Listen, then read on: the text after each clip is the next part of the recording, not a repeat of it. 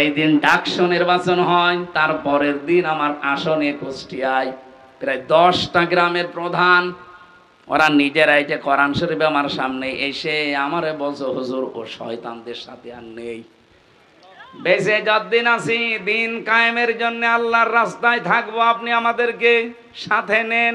আমি বললাম যে কালেমা পড়ানো লাগবে, বলছে না, মুসলমানই কিন্তু এতদিন ছিল ওই সমস্ত জায়গায়। কালেমা যদি পড়ানো লাগে আমি পড়িয়ে দেই। আজকেও কুষ্টিয়াতে আমার নিজের আসনের ভেতরে ইবি থানার আবদালপুরে আমি জমান নামাজ পড়িয়েছি। নামাজের পরে 18 জন এসে আমার হাতে হাত দিয়ে সব কালেমা পড়েনি, কিন্তু মুসলমান হয়েছে। এর সাথে ডাকসু আর জাকসুর শুধু ফল ঘোষণা দেওয়ার পরে সারা দেশে যেভাবে দলে দলে পালে পালে মানুষ আসতেছে, আমার মনে হয় কিছুদিন যেতে দেন,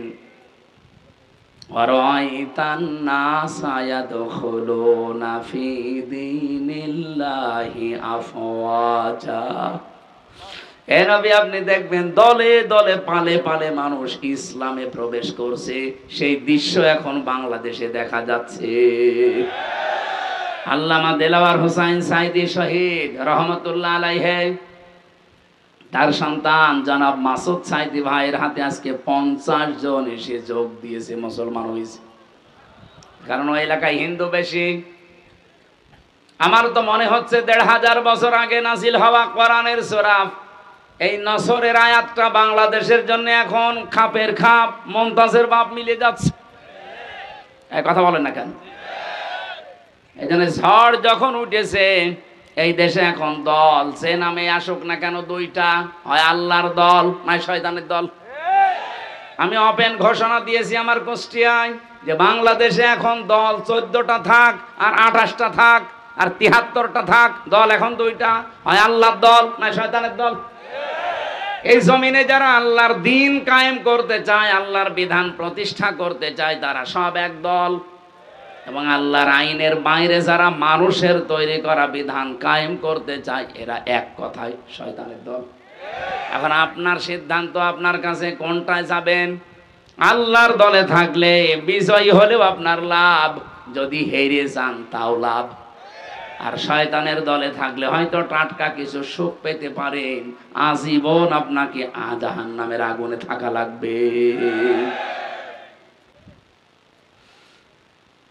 অনেক আলেম পর্যন্ত আমি এখন দেখতে পাচ্ছি, এটা গায়বান্ধা আছে কিনা আমি জানি না, অনেক জেলাতে দেখি অনেক আলেমের ভেতরে এখনো দোদুল্যমান অবস্থা, যে যদি অ্যাক্টিভ ভাবে ইসলামের পক্ষে আমি লেগে পড়ি আর যদি পাস না করে তখন আমার ইমামতি থাকবে। তো আপনি ইমামতি নিয়ে আসেন। আর আপনার এরকম মনে হয় কেন যে এবার ইসলাম যাবে না? আপনি 100% বিশ্বাস করতে পারেন বাংলার সংসদে এবার ইসলাম যাবে।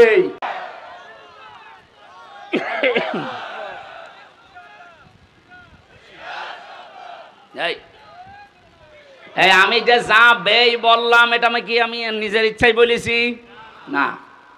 সূরা আলে ইমরানে এসেছে, ওয়ালা তাহিনু ওয়ালা তাহজানু ওয়া আনতুমুল আ'লাউনা ইন কুনতুম মুমিনিন।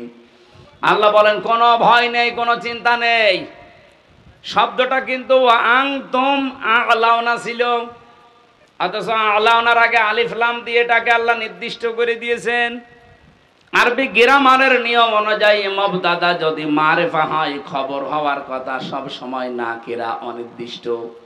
অথচ আল্লাহ এখানে আলিফ লাম দিয়ে এইটাকেও নাকিরাকে মারিফা বানিয়ে দিয়েছেন, নির্দিষ্ট করে দিলেন।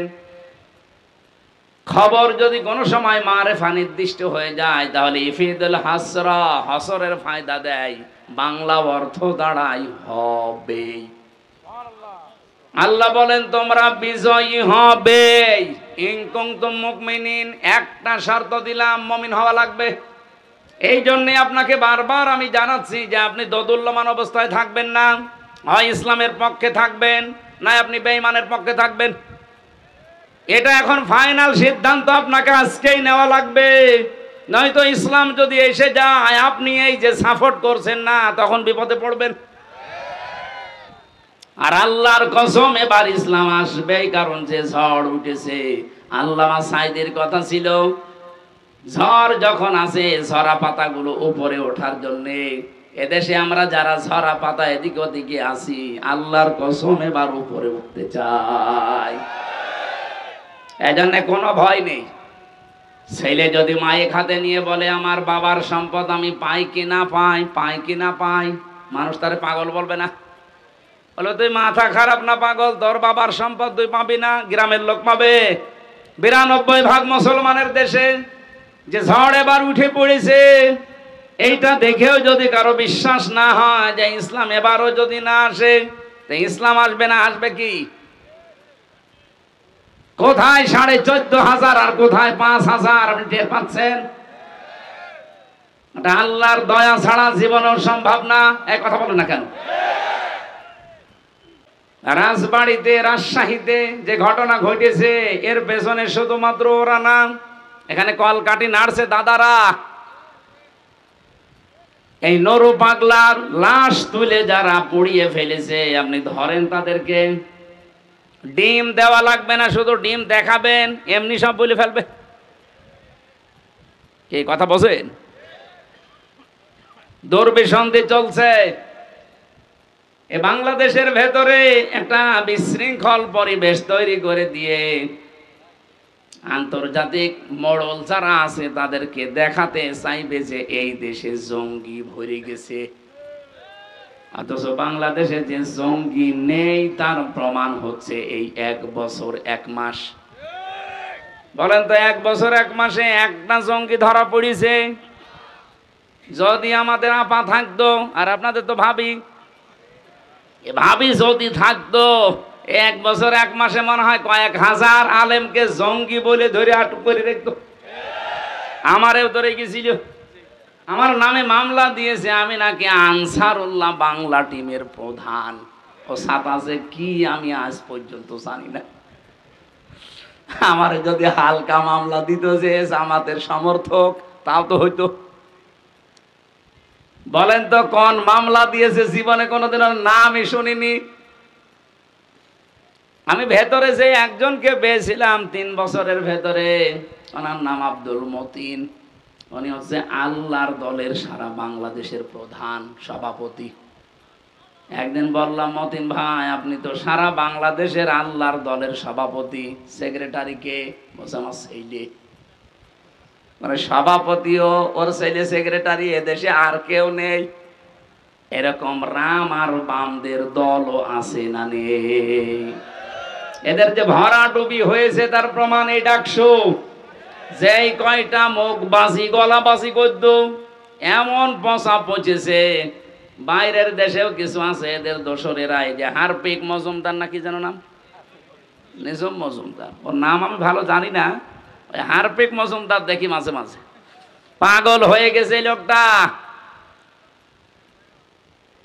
নির্বাচনের আগের দিনও কত লাইভ করে করে মানুষকে বিভ্রান্ত করছিল যে আপনারা কে গরু ছাগলকে ভোট দেবেন, তাও শিবিরকে দেবেন না। অথচ শিবিরে যে ভোট পেয়েছে সব মিলেও তার সমান হয়নি। যারা দাপাদাপি করতো তারা মাত্র 5,000। এত নিষেধ করার পরেও মহান আল্লাহ শিবিরকে প্রায় 14,500 ভোটে বিজয় করেছে। দরুদ আর সালাম পড়ছি আমাদের নবীর উপরে, কারণ এটা রবিউল আউয়াল মাসের আজকে 18 তারিখ না? ভাদ্র মাসের কয় তারিখ? 28 তারিখ। ইংরেজি সেপ্টেম্বরের আজকে 12 তারিখ। দেখতে দেখতে কিন্তু রবিউল আউয়াল চলে যাচ্ছে। 18 তারিখ যেহেতু হয়ে গেছে, আর মাত্র 12টা দিন আমাদের সামনে আছে। যে মহান মিশন এবং ভিশন নিয়ে এসেছিল এই মাসটা, আমরা কিছুই করতে পারিনি। শুধু অনেকে মিলাদ পড়ে খেচড়ি আর জিলাপি খেয়ে শেষ করে দিয়েছে। অথচ রবিউল আউয়াল কি এটা করার জন্য আসে? রবিউল আউয়ালের একটা উদ্দেশ্য আছে। আমি প্রায় 27টা কারণ পেয়েছি সিরাত ইবনে হিশামের ভেতরে। ঐতিহাসিক যারা তারা লিখেছে রবিউল আউয়াল এই মাস যেহেতু নবীজির জন্মের মাস এবং তার ইন্তেকালের মাস, এই মাসেই তিনি দুনিয়ায় এসেছিলেন, এই মাসেই বিদায় নিয়েছেন। আমাদেরকে যেটা দিতে আসে এই মাস, তার অন্যতম শিক্ষা হচ্ছে হক। কি বললাম? হক। আর রাহিকুল মাখতুমের ভেতরে পড়ছিলাম, মিলাদ যারা পড়েন, মিলাদ যারা দেন, তারা অনেকে হয়তো জানেন না, যেহেতু এই রংপুর বিভাগে এগুলোর প্রচলন কম আছে, এগুলো সবচাইতে বেশি চলে সিলেট আর চট্টগ্রামে। এ মাস আসলেই তারা মিলাদের বাহার, কেউ 5 দিন, 7 দিন, 19 দিন, 63 দিন পর্যন্ত মিলাদ চলছে। এমনকি নামও তারা দিয়েছে ঈদে মিলাদুন নবী। কোথায় পেয়েছেন ভণ্ডামি? এই পৃথিবীতে মাত্র 2টা ঈদ আল্লাহর পক্ষ থেকে রাসূলুল্লাহকে দেওয়া হয়েছে, একটা ঈদুল আযহা, এটা ঈদুল ফিতর। এর বাইরে কোনো ঈদ আমাদের জন্য আর নেই। কথা বলেন না কেন? ওরা কোরআন শরীফের আয়াত পড়ে দলিল দিতে চায় ভাবে, قد جاءكم من الله نور وكتاب مبين। সূরা মায়েদার 15 নম্বর আয়াতের শেষের দিকে এটা আছে, অবশ্যই আল্লাহর পক্ষ থেকে তোমাদের কাছে এসেছে স্পষ্ট কিতাব, নূর। এখানে ওরা বলতে চায় কিতাব মানে কোরআন শরীফ, আর নূর মানে মুহাম্মদুর রাসূলুল্লাহ না। আপনি তাফসীর গুলো খোলেন, যারা পড়তে পারে জিজ্ঞাসা করেন। আল্লাহ পাক এখানে নূর এবং কিতাব এ দুইটাই এক জিনিস। কারণ কোরআনের 55টা নাম আমি পেয়েছি, তার অন্যতম নাম 5টা, এর ভেতর একটা নাম হচ্ছে আন-নূর। কোরআন নাম কি? এখানে মাঝখানে যেহেতু ওয়া আছে, আল্লাহ পাক এখানে নূর এবং কিতাব দুইটা জিনিসই আসলে এক। এটা যে এক, তার প্রমাণ কি? কোন আয়াত থেকে কেউ তাফসীর করতে হলে উসুলে তাফসীরের মূল নীতি হচ্ছে এর আগের আয়াত পরের আয়াতের সাথে সম্পর্ক কি আছে, এটা আপনাকে জানা লাগবে। যারা এভাবে আলেম হওয়ার পরেও দলিল দেন, মানুষকে ধোঁকা দিয়ে বোকা বানাতে চান, যে এখানে নূর মানে মুহাম্মদুর রাসূলুল্লাহ আর কিতাব মানে কোরআন শরীফ না। কারণ এর প্রমাণ এ দুইটাই যে এক, এর প্রমাণ আল্লাহ নিজে পরের আয়াতে দিয়েছেন। ইয়াহদি বিহিল্লাহ। যারা গ্রামার বসে বলেন তো, ইয়াহদি বিহিল্লাহ, বিহি এক বছর না বহু বছর? আপনি কথা বলেন, আপনি জানেন বিহি এটা 1 বছর, উপরের জিনিস যদি 2টা হবে, আল্লাহ পাক এখানে ইয়াহদি বিহিল্লাহ দিলেন কেন? যে এইটার দ্বারাই আমি মানুষকে হেদায়েত দেই। সুতরাং এইটার দ্বারা বলতে এখানে যেটার নাম আছে সেটা নূর ও যা, কোরআন ও তা। আশা করছি আমি কথা বোঝাতে পেরেছি এই বিহি শব্দটা দিয়ে, মানুষ যেন বিভ্রান্তিতে না পড়ে যে নূর মনে হয় আলাদা, কিতাব মনে হয় আলাদা। না, আল্লাহ জানে জবাব দিচ্ছেন পরের আয়াতে, ইয়াহদি বিহিল্লাহ, আমি আল্লাহ নিজে এইটার দ্বারা হেদায়েত দেই। মানিত্তাবা রিদওয়ানাহু, যে ব্যক্তি অনুসরণ করে চলবে এই কিতাবকে, এই নূরকে, আল্লাহ রাব্বুল আলামিন বলেন আমি নিজে তার উপরে রাজি এবং খুশি হয়ে যাব। বলেন সুবহানাল্লাহ। ও গাইবান্ধাবাসী, কোরআনের আয়াত পড়ে ঠিক, কিন্তু নিজেদের স্বার্থ সিদ্ধির জন্য, নিজেদের দলীয় চিন্তা ভাবনাকে এস্টাবলিশ করার জন্য অনেক মানুষ কোরআনের ভেতরে নিজের মন মতো রায় ঢুকিয়ে দেয়। কত সুন্নি নাম নিয়ে, কত গরম সুন্নি, ঠান্ডা সুন্নি, মিঠা সুন্নি, কত রকমের নাম নিয়ে আজ বাংলাদেশে যে ষড়যন্ত্র পুরো চলছে, এই যে মাজার নিয়ে, কবর নিয়ে, এগুলো সব দাদা বাবুদের শেখানো, এই মাজার পন্থীদের দিয়ে করা। সেদিন গোবিন্দচন্দ্র পরামানিকের সাথে দেখা হয়েছিল, উনি আমারে বলছিলেন, মাওলানা আমি একজন হিন্দু মহাজোটের সেক্রেটারি সারা বাংলাদেশের, আমি যা দেখলাম এই বাংলাদেশে যদি জামাত ইসলামী রাষ্ট্রীয় ক্ষমতায় যায়, তাহলে দেশের সব দলের মানুষ নিরাপদে থাকবে। এটা হিন্দু বিশ্বাস করে, আপনার কি হয়েছে? আশা করছি এবার বিশ্বাসটা আপনি পাকাপোক্ত করে নেন। হয় ইসলামের পক্ষে থাকবেন, না ইসলামের বিপক্ষে থাকবেন, মাঝামাঝি কোনো রাস্তা বলেন বলেন নেই। যেহেতু রবিউল আউয়াল মাস, জন্মের কাহিনী শুনতে অনেকে ভালোবাসেন। আমি কাহিনী কয়েক মিনিট বলবো, কিন্তু একটা শিক্ষা দিতে চাই। এই শিক্ষাটা এখনই নেওয়া লাগবে। বিশ্বনবী জন্ম নিয়েই 3 জন মহিলার দুধ তিনি পান করেছিলেন। প্রথমে তার নিজের মায়ের, দ্বিতীয় নম্বরে উম্মে আইমান একজন দাসী, 3 নম্বরে হযরতে হালিমাতুস সাদিয়া রাদিয়াল্লাহু তাআলা আনহা। সিরাত ইবনে হিশামের বর্ণনা বলছি, হযরতে হালিমা বলেন, আমি মুহাম্মদকে কোলে নিয়ে আমার ডান স্তন দিয়েছি, সে পান করেছে। বাম স্তন তারে দিলাম, সে মুখ বের করে নিল। এই এখানে গল্প করা যাবে না ভাই, পরে। আমি বললাম কেউ আসবেন না, ঘন্টাখানেক সময় দেন, এরপরে যা বলার বলবেন। তিনবার তারে আমি স্তনে মুখ লাগালাম, সে 3 বারই মুখ বের করে দিল। চোখের ইশারা দিয়ে যেন আমারে জানাতে চাই, মা হালিমা জোর করেন কেন? ডান স্তন আমার অধিকার ছিল, আমি পান করেছি। বাম স্তন এটা আমার অধিকার না, এটা আমার দুধ ভাই আব্দুল্লাহর অধিকার। দুনিয়াতে তো আমি ভাইয়ের হক নষ্ট করার জন্য আসি না, এসেছি ভাইয়ের হক ফিরিয়ে দেওয়ার জন্য। রংপুর বিভাগের মানুষেরা, যেই নবী মায়ের কোলে বসে এই রবিউল আউয়াল মাসে ভাইয়ের হক নষ্ট করে না, আরো ফিরিয়ে দেয়, সেই নবীর উম্মত আমরা যত বড় হচ্ছি, ভাইয়ের হক মারার জম হচ্ছি। কথা বলেন না কেন?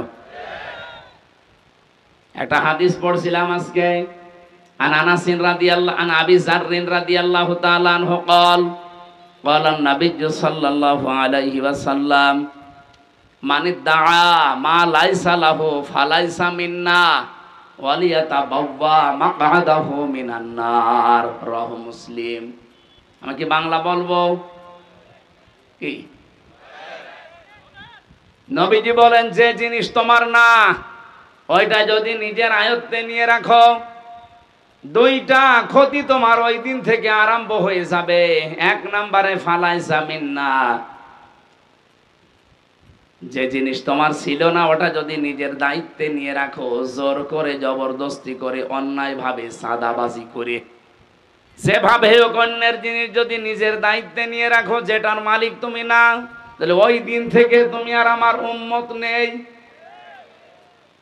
বলেন তো, বাংলাদেশে এই হাদিসটা যদি আমি মিলাতে চাই, আগস্টের 5 তারিখের পরে 1 বছর 1 মাসে বহু মানুষ নবীর উম্মত থেকে অলরেডি বের হয়ে গেছে। আমি কি বেশি বললাম? রংপুর বিভাগে হয়তো এরকম ঝামেলা হয়নি, কিন্তু আমার খুলনা বিভাগে বাবা শাহজালাল সব হালাল। ভিক্ষুকের টাকা পর্যন্ত ছাড়ছে না। একটা ভিক্ষুক 250 টাকা উপায় করেছে সারাদিন, সেখান থেকেও 30 টাকা সাদা। ও 30 টাকাকে আপনার বাবার টাকা, আপনার নিজের টাকা। এমনিতে এভাবে ভরাডুবি হচ্ছে না দেশের মানুষ এখন আর ওই আগস্টের 5 তারিখের আগে নেই, এখন সব বুঝে ফেলেছে। 1 বছর 1 মাসে বাংলাদেশ জামাত ইসলামের নামে কোন দোষ এভাবে কেউ দিতে পারেনি। মিথ্যা যারা দিয়েছে সব ধরা পড়ে গেছে। কেন বলছি? ওরা মিথ্যা তহমত লাগিয়েছিল যে জামাত ইসলামী এরাও চাঁদাবাজি করে, এরাও ছিনতাই করে। কিভাবে? এরা ইসলামী ব্যাংক ছিনতাই করে নিয়েছে। ইসলামী ব্যাংকে আপনার বাবার, যাদের ব্যাংক তারা ফেরত পেয়েছে, চাঁদাবাজি হয় কি করে? কথা বলেন না কেন? যারা আজ বলে ইসলামী ব্যাংকও ছিনতাই হয়ে গেছে, ব্যাংকে আপনার বাবার, এদের মাথার ঘাম পায়ে ফেলে বানানো ব্যাংক, এটা হারিয়ে গিয়েছিল, এখন তারা ফেরত পেয়েছে। হাদিসের যে শাস্তি, অন্যের জিনিস যারা জোর করে, জবরদস্তি করে, দখল করে, চাঁদাবাজি করে নিজের কাছে রেখে দেয়, তারা হচ্ছে নবীর উম্মতের বাইরে চলে গেছে। 2 নাম্বারটা আরো কঠিন, ওয়ালিয়াতাবাওয়া মাকআদাহু মিনান নার। নবীজি বলেন সে যেন জাহান্নামে নিজের একটা স্থান বরাদ্দ করে নিল। বলেন নাউজুবিল্লাহ। বাংলাদেশের মানুষেরা, বিশেষ করে রংপুর বিভাগের মানুষেরা আলা ভোলা, এদের একটা নামই আল্লাহ পাকই কারা দিয়েছে আল্লাহ জানে। সে যাই হোক, এর একটা আলাপ হলো। এলাকার মানুষেরা যেহেতু অন্য বিভাগের তুলনায় হালকা একটু গরিব, আপনারা 500 বছর আগে জান্নাতে যেতে পারবেন, কিন্তু সাবধান, অন্যের জিনিস নিজের দখলে নিয়ে রাখবেন না। তাহলে অলরেডি আপনি জাহান্নামে নিজের একটা স্থান কিন্তু বরাদ্দ করে ফেলেছেন। দুনিয়ায় যদি এত কষ্ট করার পরে আখেরাতেও একটা জাহান্নামের স্থান বরাদ্দ থাকে, তোর মতো পাগল আর কপাল পোড়া কেউ আছে? সাবধান বাণী উচ্চারণ করলাম এই জন্যে, খুব ভালোবাসিয়ে বিভাগের মানুষকে ফিরে আসেন। যদি কেউ উল্টাপাল্টা থাকেন, চরিত্র সংশোধন করেন। আমার আজকের আলোচনার বিষয়, যেহেতু রবিউল আউয়াল মাস, নবীজির জন্ম এবং ইন্তেকালের মাস, এই জন্য আমি এইরকম একটা আয়াত পড়েছি। আমার আলোচনার বিষয় হচ্ছে, কার আদর্শ অনুসরণ করছেন, প্রশ্নবোধক চিহ্ন। এরপরে লেখা আছে সাবধান। কি বললাম বোঝা গেছে? কার আদর্শ অনুসরণ করছেন, প্রশ্নবোধক চিহ্ন। সবার কাছে এই প্রশ্নটা। পরের শব্দ একটা আছে সাবধান, আশ্চর্যবোধক শব্দ। আমি এর উপরে কথা বলবো ইনশাআল্লাহ। তাহলে যেই নবী মায়ের কোলে বসে এই রবিউল আউয়ালে ভাইয়ের হক ফিরিয়ে দেয়, সেই নবীর উম্মত এখন যদি আমরা ভাইয়ের হক মেরে খাই, তা কিসের মিলাদ পড়েন আপনি? আমার কথা মনে হয় বোঝা গেছে। তাহলে আজকে থেকে আপনি সিদ্ধান্ত নিতে পারেন, জীবনে আর যাই হোক, আমার দ্বারা কারো হক অধিকার যেন নষ্ট না হয়, আমরা যেন মেনে চলতে পারি এই রবিউল আউয়ালে। এই পয়েন্টটা বলেন আমিন। সূরা আরাফ 35 নম্বর আয়াত, মাত্র একটা আয়াত পড়েছি, দুইটা আয়াত, 35-36। নবীজির লক্ষ লক্ষ হাদিস থেকে একটা হাদিসের আংশিক পড়েছি। ইবনে মাসউদ রাদিয়াল্লাহু তাআলা আনহু বলেন, নবীজি আমাকে বলেছেন, ফাত্তাবিউস সিওয়াদাল আযম, তোমরা অনুসরণ করবা ওই দলকে যাদের দ্বারা ইসলাম কায়েম হওয়া তাড়াতাড়ি সম্ভব। বাংলাদেশে যত দল আছে, নির্দ্বিধায় এবং স্পষ্ট ভাষায় বলতে পারি, 73টা দল এই দেশে কাজ করছে। সবচাইতে তাড়াতাড়ি যোগ্যতা নিয়ে ইসলাম এই দেশে কায়েম করতে পারে বাংলাদেশ জামাত ইসলামী। এদের ইউনিয়নের মেম্বার থেকে আন্তর্জাতিক জীবন পর্যন্ত চালানোর সৎ এবং যোগ্যতা সম্পন্ন মানুষ আছে। কিন্তু অন্য কোন দলে আপনি দেখান, আমি সেখানে যাব, বলেন একটা দলের নাম বলেন যে সেটা মেম্বার থেকে একেবারে আন্তর্জাতিক জীবন পর্যন্ত সব জায়গা তারা চালাতে পারে। ওই দলে যদি এরকম লোক, সৎ এবং যোগ্য লোক থাকে, বলেন আমি সেখানে যাব। আপনি দেখাতেও পারবেন না, আবার নবীর এই নির্দেশও মানবেন না। আপনি কি হয়েছেন কি? আমার কথা বোঝা যায়নি? সুতরাং এই দেশে এখন তাড়াতাড়ি ইসলাম কায়েম হওয়া সম্ভব যাদের দ্বারা নবীজির নির্দেশ ফাত্তাবিউস সিওয়াদাল আযম, তাদের অনুসরণ করা লাগবে, সাহায্য করা লাগবে, পেছনে থাকা লাগবে। আমার কথা যদি নাও মানেন, নবীর কথা মানতে অসুবিধা আছে? কার কাছে যদি মনে হয় যে এটা রাজনীতি, এটা ধান্দাবাজি, এদিকে আসেন, কানের নিচে এমন জোরে দেব আপনি সব টের পেয়ে যাবেন। এবার আসেন আয়াতটায়, সূরা আরাফ। আরাফ মানে পরিচিত হওয়া। আরাফা ইয়ারিফু উরফুন, এর বাংলা অর্থ পরিচিত হওয়া। দ্বিতীয় তাফসীর কি? আরাফ নামে একটা প্রাচীর আছে জান্নাত আর জাহান্নামের মাঝে, বাইনাহুমা হিজাব। 46-47 নাম্বার আয়াতে এই তথ্যটা পাবেন সূরা আরাফের। ওয়া আলাল আরাফি রিজালু ইয়ারিফুনা বিসিমাহুম, আল্লাহ পাক বলেন এই জায়গায় আমি কিছু মানুষকে বসিয়ে দেব। নবীজি যখন আয়াতের ব্যাখ্যাটা করছিলেন, সাহাবায়ে কেরাম সামনে বসা, আল্লাহর নবী বলেন এই মানুষগুলোকে আল্লাহ জাহান্নামে দেবে না, জান্নাতেও দেবে না। সঙ্গে সঙ্গে প্রশ্ন করেছিলেন সাহাবী, হে নবী, এদেরকে আল্লাহ জান্নাতে দেবে না, জাহান্নামও দেবে না, কারণ কি? নবীজি বললেন, জান্নাতে এদের দেবে না একটা কারণে, এদের সব ভালো ছিল, মায়ের সাথে আচরণ খারাপ ছিল। বাংলাদেশে এরকম সন্তান নেই? হ্যাঁ, কথা বলেন না কেন? সব ভালো, নামাজ পড়ে, রোজা রাখে, পর্দা করে চলে, ব্যবসা হালাল, কিন্তু মা বাবার সাথে সম্পর্ক ভালো না। এই যে সম্পর্কটা ভালো না, এর পেছনে আমি দুইটা কারণ পেয়েছি। এক নম্বরে, এই ছেলেটাকে ছোটবেলা থেকে এই মা আর বাবা যে শিক্ষাটা দেওয়া দরকার দিনের, এইটা দেয়নি। এই জন্য এই ছেলে আর মেয়ে জানে না যে আল্লাহর পরে মা বাবার স্থান। এরকম শিক্ষা দেশে নেই। আপনি দেখেন ডক্টর মোহাম্মদ ইউনুস, দুই নবীর নাম ওনার, মোহাম্মদ আর ইউনুস। কয় নবী? অথচ কইল কি 1 থেকে 5 পর্যন্ত গানের মাস্টার নিয়োগ দিয়েছে, অথচ 1 থেকে 5 পর্যন্ত কোরআন শেখাতে একটা মাওলানা শিক্ষক নিয়োগ দিতে পারে নাই। এক কথা বলেন না কেন?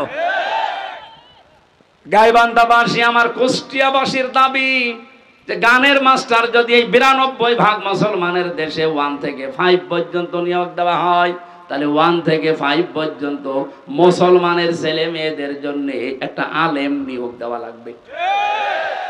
এ দাবি আপনারা করেন না? কারা করেন দেখি? লিল্লাহে তাকবীর।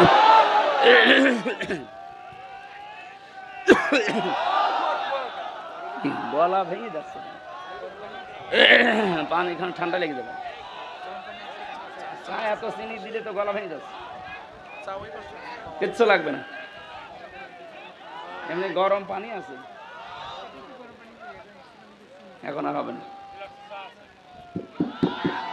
রিভাব দেন ভাই, ঠিক আছে। সর্বোচ্চ দায়িত্বে যেহেতু আছেন আপনি, এতগুলো মানুষের জীবনের উপরে দাঁড়িয়ে আছেন, বসে আছেন, যাই হোক, ফেব্রুয়ারির 12 তারিখে নির্বাচন দিয়ে আপনি চলে যাবেন, অলরেডি ঘোষণা দিয়েছেন, আপনি চলে যান। কিন্তু যাওয়ার আগে এমন একটা কাজ করে যান যেন এই জাতির কাছে আপনি অমর হয়ে থাকতে পারেন। এটা আমরা চাই না। নয়তো ওই আরাব নামক প্রাচীরে আপনি দাঁড়িয়ে থাকবেন, কারণ আপনি তো নিজের অজান্তে জানেন না যে মা বাবা কি। 2 নম্বরে, অনেক সন্তান আমরা মা বাবার হক পরিপূর্ণ আদায় করতে পারি না বোর কারণে। এলাকা মনে হয় এরকম বউ নেই। আর এই বউগুলোকে শুধু পেছন দরজা দিয়ে ধাক্কা দেয় ওই শাশুড়ি।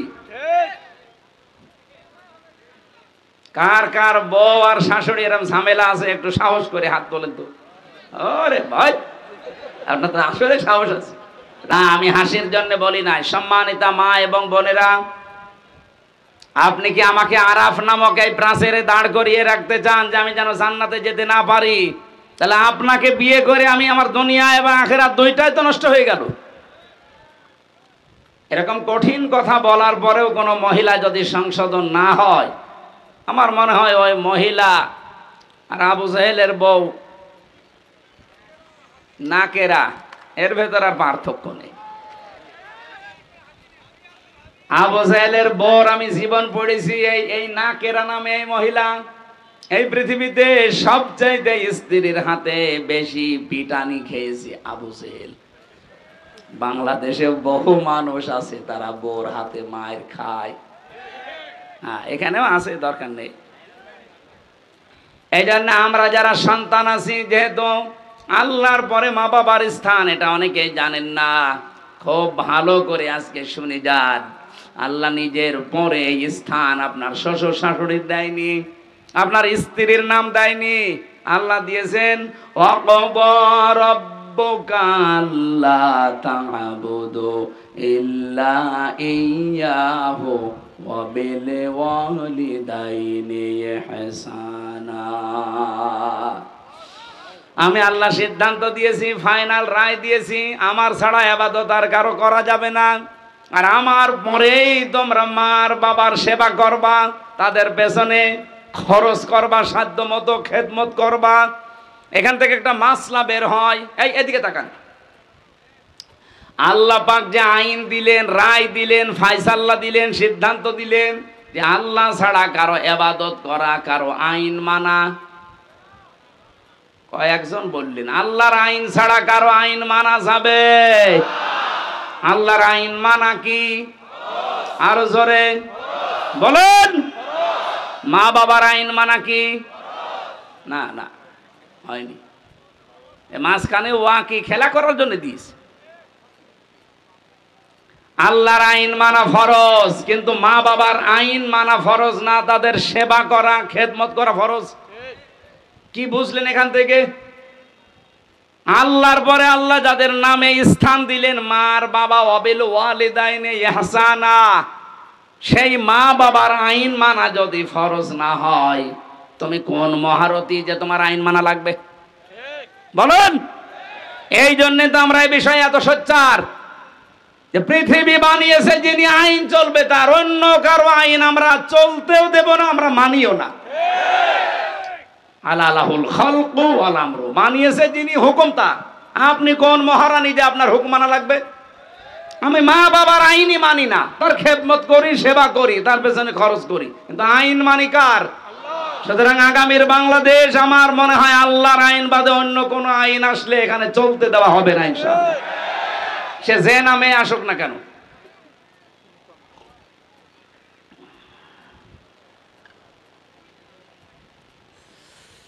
গাইবান্ধাবাসী, এ পর্যন্ত আমি স্টপ করলাম। আপনি বুঝে ফেলেছেন যে মা বাবার সাথে বেয়াদবি করলে, তাদের হক আদায় না করলে আপনি জান্নাতে যেতে পারছেন না, ওই জায়গায় দাঁড়াবেন।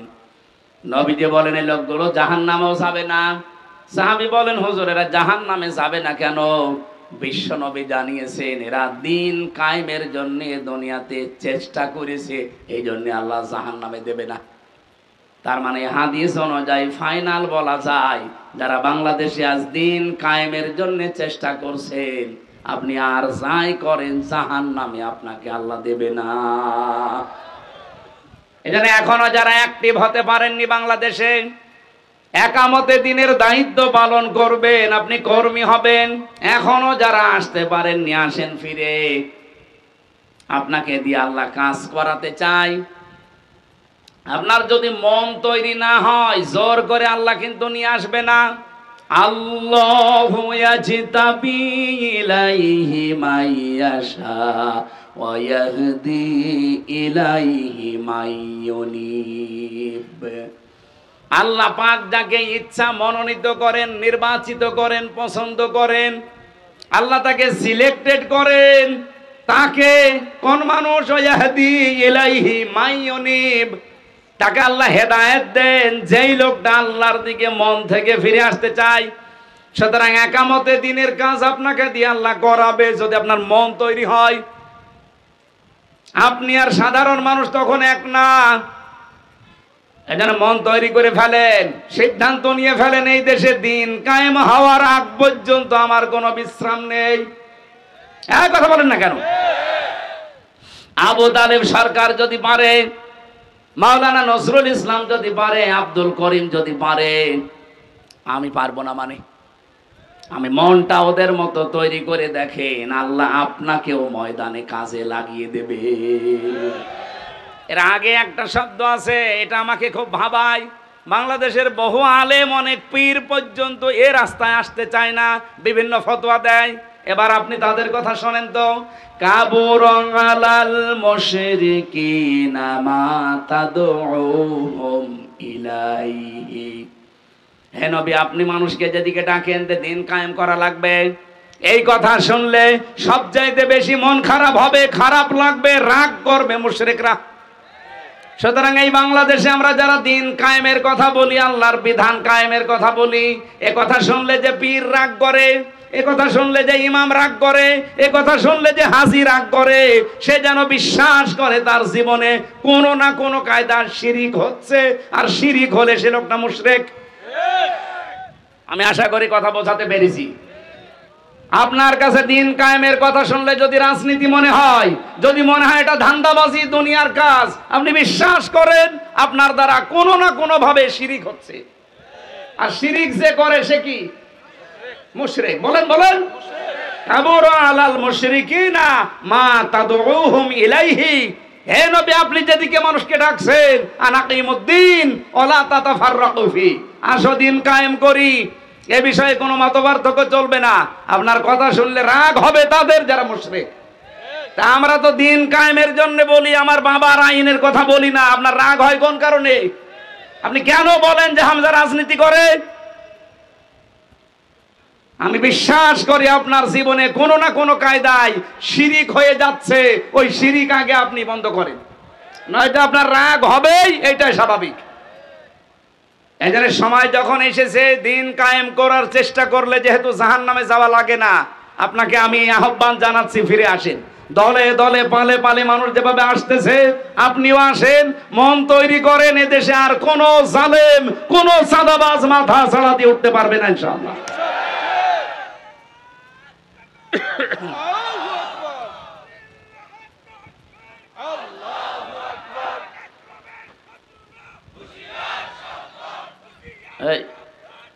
কি বললো? ইসলামের নাকি ইসলামের? আমার ইসলামের কি গো? আমার ভাইরা, সূরা আরাফের যে আয়াত পড়েছি, এবার আমি আয়াত থেকে কথা বলার জন্য প্রবেশ করছি। আল্লাহ ডাক দিয়েছেন বনি আদম সন্তানদের। আমরা বনি আদমের সন্তান না? বলেন বলেন। হ্যাঁ, আপনার দল আলাদা থাকতে পারে, আপনি রাজনীতি আলাদা দল করতে পারেন, কিন্তু আপনি আদমের সন্তান কিনা বলেন, নাকি শয়তানের সন্তান? আল্লাহ পাক ডাক দিয়েছেন ইয়া বানি আদামা ইম্মা ইয়াতিয়ান্নাকুম রাসূলুম মিনকুম। হে বনি আদম সন্তানেরা, যদি তোমাদের কাছে আসে তোমাদের ভেতর থেকেই কোন রাসূল, এই এদিকে তাকান, আল্লাহ কিন্তু রাসূল এক বচন দেননি, রাসূলুন দিয়েছেন বহু বচন। মিনকুম, তোমাদের ভেতর থেকেই, মধ্য থেকেই যদি কোন রাসূল আসে। আমার প্রশ্ন, এখন পৃথিবীতে রাসূল আছে? আছে। রাসূল আছে মানে রাসূলের নায়েবরা আছে। আল উলামা ওয়ারাসাতুল আম্বিয়া, আলেমরা নবীদের ওয়ারিস, উত্তরাধিকারী, নায়েবে রাসূল, স্থলাভিষিক্ত। এইজন্য আল্লাহ রাসূলুন দিয়েছেন। কিয়ামত পর্যন্ত তার নবী মুহাম্মদ রাসূলুল্লাহ থাকবে না, কিন্তু তার নায়েবরা থাকবে। কথা বলেন না কেন? মাওলানা নজরুল ইসলাম সেরকম একজন নায়েব। ইয়াকুসুনা আলাইকুম আয়াতি, আমার আয়াতগুলো তারা তোমাদের সামনে বর্ণনা করবে। ওনারা কি সারা জীবন আল্লাহর আয়াতগুলোই বর্ণনা করেছে? সে মাদ্রাসায় বলেন, মাহফিলে বলেন, ময়দানে বলেন, নাকি নিজের আয়াত বানিয়েছে? আয়াতি একালিপ টান আছে, আমার আয়াত তারা বর্ণনা করে তোমাদের সামনে। সেই কথার ধারাবাহিকতায় আমিও হামজা এসেছি সেই কুষ্টিয়া থেকে। আল্লাহর কসম, আমি আল্লাহর আয়াতগুলোই বর্ণনা করে আপনাদের শোনাচ্ছি। আমি আপনাদের মতোই মানুষ। এখন আপনাদের দায়িত্ব কি? ফামানিত্তাকা ওয়া আসলাহা ফালা খাউফুন আলাইহিম ওয়ালা হুম ইয়াহজানুন। আমাদের এই কথাগুলো শোনার পরে যে ব্যক্তি নিজেদেরকে আল্লাহর ভয়ে ভীত বানাবে, তাকওয়াবান হবে, মুত্তাকি হবে, এবং নিজেদের জীবনকে যারা সংশোধন করে নেবে, ফালা খাউফুন আলাইহিম, গ্যারান্টি দিচ্ছেন আল্লাহ, কোনো চিন্তা নেই, কোনো ভয় নেই। সুতরাং আমাদের উচিত হবে, বনি আদম সন্তানকে আল্লাহ কিন্তু ডাক দিয়েছেন রাসূলদের মাধ্যমে। সেই রাসূল এখন থাকলে এভাবে ডাক দিত, তাদের ওই দায়িত্বটা পালন করতে এত দূর থেকে এসে আপনাকে ডাক দিচ্ছি, আসেন। আল্লাহর কোরআনের আয়াত আমি যেভাবে বুঝেছি ওইভাবে আপনাদেরকে বোঝানোর চেষ্টায় আছি। ইয়াকুসুনা আলাইকুম আয়াতি, আল্লাহর আয়াতগুলো তারা বর্ণনা করবে। আমার কাছে কোরআনে কারিমের সূরা ফাতিরের 29 নাম্বার আয়াত একটু অন্যরকম লাগে, যেহেতু আয়াত তেলাওয়াত করে আপনাদেরকে ডাক দেওয়া লাগবে। ইন্নাল্লাযীনা ইয়াতলুনা কিতাবাল্লাহি ওয়া আকামুস সালাত ওয়া আনফাকু মিম্মা রাযাকনাহুম সিররাও ওয়া আলানিয়া ইয়ারজুনা তিজারাতান লান তাবুর। বলেন আল্লাহু আকবার। নিশ্চয় যারা আল্লাহর কিতাব তেলাওয়াত করছে এবং করবে, ইয়াতলুনা মুজারে, আকামুস সালাহ, এবং নামাজ যারা কায়েম করবে এই জমিনে, আনফাকু মিম্মা রাযাকনাহুম সিররা ওয়া আলানিয়া, তারা তাদের সম্পদগুলো ব্যয় করবে গোপনে এবং প্রকাশ্যে, যেগুলো আল্লাহ রিজিক দিয়েছেন। ইয়ারজুনা, তারা এমন আশা করে, তিজারাতান, এমন একটা ব্যবসায়ের আশা করে, লাং তাবুর, কখনো সে ব্যবসায় লস হচ্ছে না, হবে না। বলেন সুবহানাল্লাহ। এদের ভেতরে আমরা তিনটা নির্দেশ পেলাম। এক নম্বরে যারা আল্লাহর কোরআন তেলাওয়াত করে, কি করে বলেন বলেন? পুরা কোরআন শরীফের ভেতরে আপনি কোরআন পড়ার ব্যাপারে তিনটা শব্দ পাবেন, করা, রতালা আর এই তালাওয়া। তেলাওয়াতের যে ব্যাখ্যাগুলো আমি পেয়েছি তার অন্যতম ব্যাখ্যা হচ্ছে, কোরআন তেলাওয়াত করলে আপনাকে চারটা বিষয় মাস্ট বি মানা লাগবে। এক নাম্বার, আপনাকে শুদ্ধ করে পড়া লাগবে। আপনি তো আর জীবনে বিশ্ববিদ্যালয়ে এ বয়সে যেতে পারবেন না। ও গাইবান্ধাবাসী, এখান থেকে রেকর্ড হচ্ছে, সারা বাংলার মানুষকে জানাতে চাই, বাংলাদেশে একটা বিশ্ববিদ্যালয় আছে, তার নাম জামাত ইসলামী। আপনি আসেন এখানে, আল্লাহর কসম আপনাকে শুদ্ধ করে কোরআন তেলাওয়াতের ট্রেনিং দেওয়া হবে। এদের তালিমের একটা বিভাগই আছে। এ জেলায় নেই? আছে মানে কি, প্রত্যেক জেলায় থানায় থাকা লাগবে। আপনাকে আসলেই তারা, আজকে যে 18 জন ফর্ম পূরণ করে আমার হাতে, ওই যে কালেমা পড়েনি কিন্তু মুসলমান হয়েছে, ওদের প্রত্যেককেই বলেছি আপনারা কোরআন যারা পড়তে পারেন না, আগে শুদ্ধ করে পড়া লাগবে। শুধু পড়া না, প্রতিদিন যা পড়েন ওটা আপনি মাতৃভাষায় বোঝেন কিনা ওটা আবার লিখে রাখা লাগবে। এরকম বিশ্ববিদ্যালয় আপনি বাংলাদেশে আর কোন জায়গায় আছে দেখান? নেই, আমি পাইনি। দুই একটা পেয়েছি, সেটা জামাত ইসলাম থেকে ধার করা। অন্য যারা আছে শুরু করেছে তারা এখান থেকে ধার করে চালাচ্ছে, অথচ এদের 15টা পয়েন্ট প্রতিদিন পূরণ করা লাগে। আপনি যদি জীবন আর কিচ্ছু না করেন, শুধু 6 মাস একটু ট্রেনিং দেন, আপনি এমনি ভালো হয়ে যাবেন। তাহলে আল্লাহর কিতাব তেলাওয়াতের প্রথম শর্ত শুদ্ধ পড়া, এরপরে বোঝা, এরপর আপনি যা বুঝলেন ওটা নিজে মানবেন। 4 নম্বরে যা মানেন ওটা যেন মানুষ মানতে পারে, সেই ব্যবস্থা করে দেওয়া লাগবে। এই জন্য বাংলাদেশ জামাত ইসলামের কর্মী যারা, জামাত কর্মী মানে এই সমাজকর্মী। কথা বলেন না কেন? জামাত কর্মী মানে আপনি আল্লাহর কোরআন তেলাওয়াত করতে গেলে এই পয়েন্টগুলো আপনার সামনে চলে আসবে। আকামুস সালাহ, 2 নম্বরে নামাজ কায়েম করা লাগবে। ও বাংলার মুসলমানেরা, 54 বছর আমরা স্বাধীন হয়েছি, এই দেশে কি আজও নামাজ কায়েম হয়েছে? কি আছে? নামাজ পড়া আছে, আমরা নামাজ পড়ি। ফাসাল্লি লিরাব্বিকা, আপনার রবের জন্য নামাজ পড়েন। মাত্র একটা জায়গায় আল্লাহ কোরআনে দিলেন যে নামাজ পড়ো, আমরা সবাই নামাজ পড়ি। অথচ 82 জায়গায় আল্লাহ দিয়েছেন আকামুস সালাহ, নামাজকে কায়েম করো। এই কথা বলতে গেলে আপনার কাছে রাজনীতি মনে হয়, ধান্দাবাজি মনে হয়। আমার মনে হয় আপনি আল্লাহকেও ধান্দাবাজি বলবেন। কথা বলেন না কেন? আমি কি কোনোদিন বলেছি যে আমার দাদাকে প্রতিষ্ঠা করা লাগবে? বলেন। আমি সেই বিশ্ববিদ্যালয়ে ফার্স্ট ইয়ার থেকে এখানে আসি, সেই 12 সাল থেকে। কোনোদিন আজ পর্যন্ত বলেছি যে আমার বাবা রিয়াজউদ্দিন তার আদর্শ কায়েম করা লাগবে?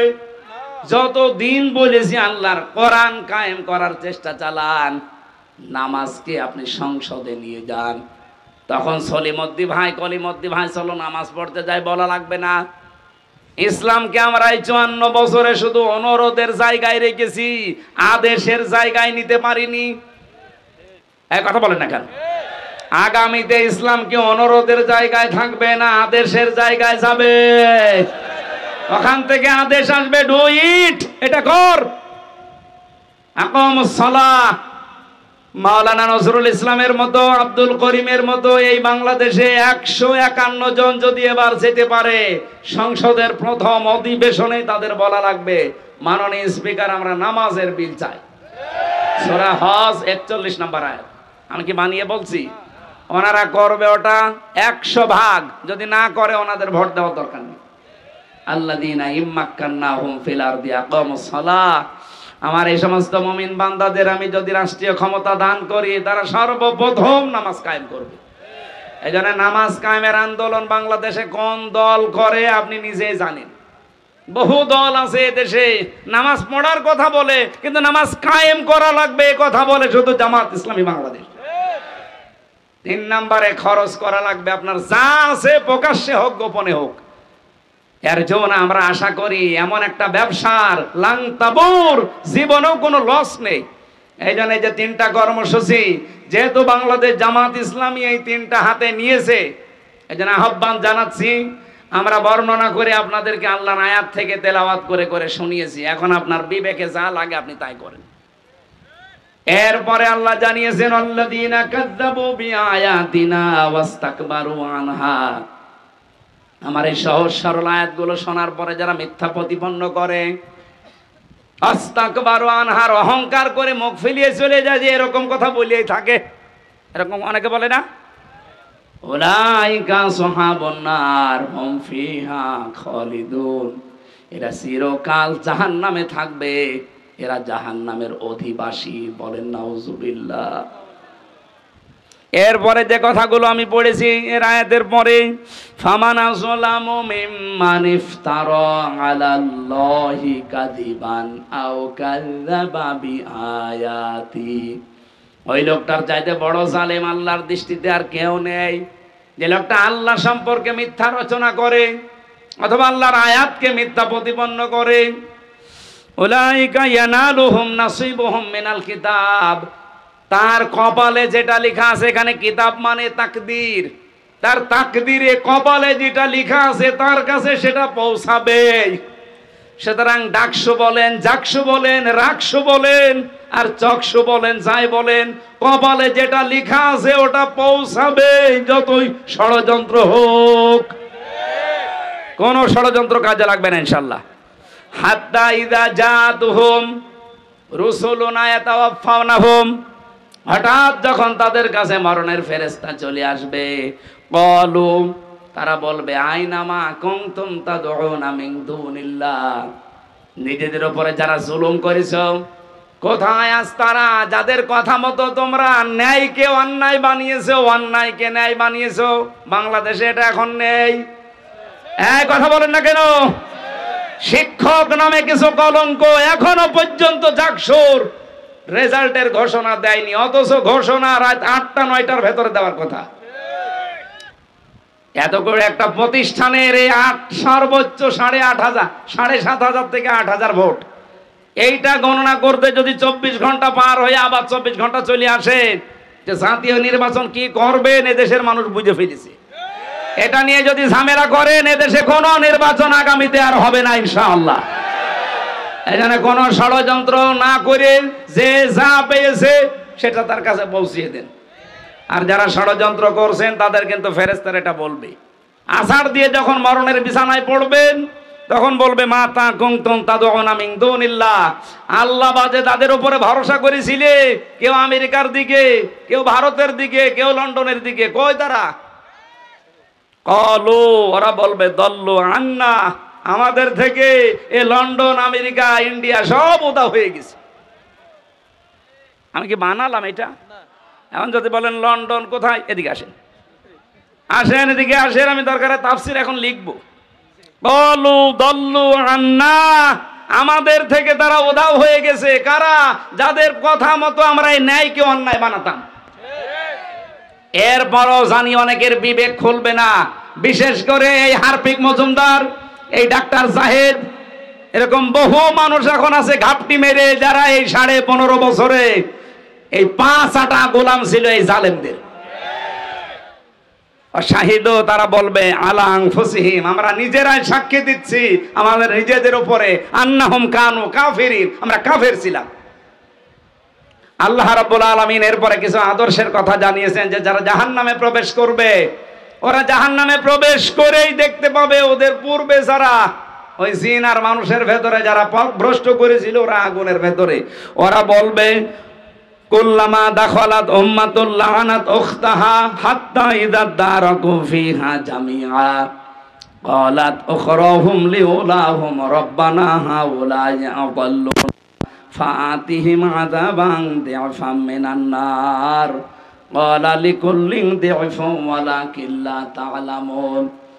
জাহান্নামে প্রবেশ করে যখন দেখতে পাবে তাদের পূর্বপুরুষ, এতদিন যাদেরকে মেনে চলতো, মানুষের তৈরি করা আইন কায়েমের জন্য যারা চেষ্টা করতো ওরা সব জাহান্নামের আগুনে এরা প্রবেশ করে ওদেরকে লানত দিতে থাকবে যে তোদের কারণে আজকে আমরা জাহান্নামে।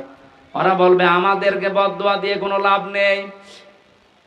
যেই বলবে আল্লাহ এদের কারণে জাহান্নামে এসেছি, এদেরকে ডবল শাস্তি দাও, আল্লাহ ধমক দিয়ে বলবেন সাবধান, দুইজনে আজকে ডবল শাস্তি। আমার মনে হয় এগুলো সব বানানো কথা, 100% সত্য কথা, অথেন্টিক কথা, কোরআনের কথা। আপনি বাড়িতে যে সূরা আরাফের 35, 36, 37, 38 নাম্বার আয়াত মিলিয়ে দেখেন, আপনার সাথেও মিলে যাবে। এই জন্য কার আদর্শ অনুসরণ করে চলছেন, শেষে আবার তার সাথে জাহান্নামে যাওয়া লাগে কিনা আমার তো ভয় হয়। এরকম বহু মানুষ ইয়াকদুমু কওমাহু ইয়াউমাল কিয়ামাতি ফাআওরাদাহুমুন নার ওয়া বিসাল বিরদুল মাওরুদ, সূরা হুদ 112 নম্বর আয়াত, না 99 নম্বর আয়াত। আল্লাহ বলেন যেই নেতা, যেই দলের নেতা জাহান্নামে যাবে, ওই দলের কর্মীরা নেতার সাথে জাহান্নামে যাবে। যদিও এটা ফেরাউনের জন্য নাযিল হয়েছে, এটা কিয়ামত পর্যন্ত থাকবে। এই জন্য এটা এমন কোন মানুষের আদর্শ অনুসরণ করা যাবে না, এমন কোন নেতার পেছনে থাকা যাবে না যে লোকটা জাহান্নামে যাচ্ছে তার সাথে আপনিও যাবেন। আল্লাহ আমাদের হেফাজত করুন, বলেন আমিন। সম্মানিত মা বোন যারা এসেছেন, আপনাদের মেয়েদের বালেগা হয়ে গেলেই তাদের নামাজের তাকিদ দেবেন এবং আদেশ করবেন। মেয়েরা বালেগ হয় যখন তাদের শরীর খারাপ আরম্ভ হয়। সে 12 বছরে হতে পারে, 13 বছরে, 14 বছরে, 15 বছরে যখন হয় তখন থেকেই তাকে নামাজের ইঙ্গিত দেবেন, আদেশ দেবেন এবং যেভাবেই হোক নামাজ আদায় করাবেন।